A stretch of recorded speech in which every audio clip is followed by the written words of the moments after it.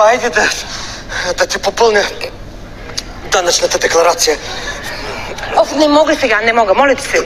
Боли ме глава. Поне малко, само главницата да ти изчисля. Не може, моля ти се, остави ме. Защо не може? Добре, тогава само да ми обработиш ръчно данните.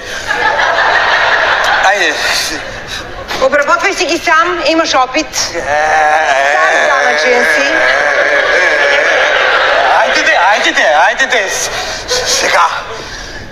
Не може, виж какво. В почивка съм. Ами, добре тогава.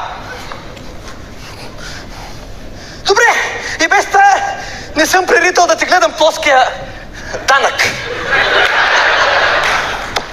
И аз не съм прирител за твоята висяща лихва.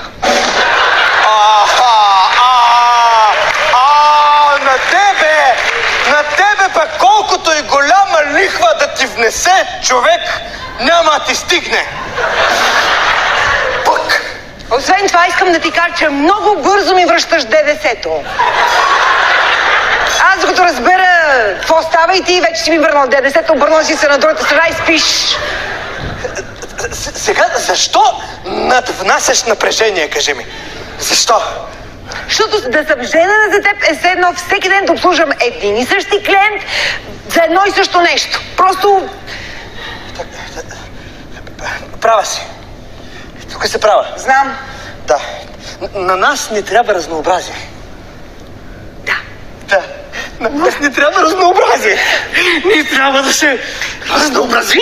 Да. Нали? Знаеш ли какво? Да. Ние сега с тебе. Да, какво? Ще се представим, че не сме на този диван вкъщи. Да, добре. Ние сме далече. Ние сме... Къде? На работа. Ние сме в данъчното. В данъчното? Данъчното на работа. Ох, Боже мой! На обществено място. Това е ще добра. правим секс. Това е добра идея.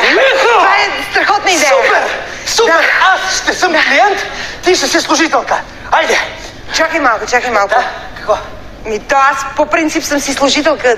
На мене къде ми е разнообразието? Айде, дай да пробваме, давай, айде сега. Ама сигурен ли си, че... Сигурен съм, да, аз съм клиент, ти си служителка. Давай.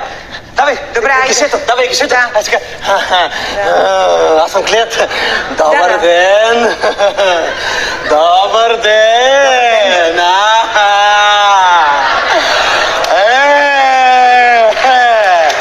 Здравейте! Айде сега, може ли аз да се възползвам от услугите ви? Ами да, може. Изтеглете си номерче и идете на опашката.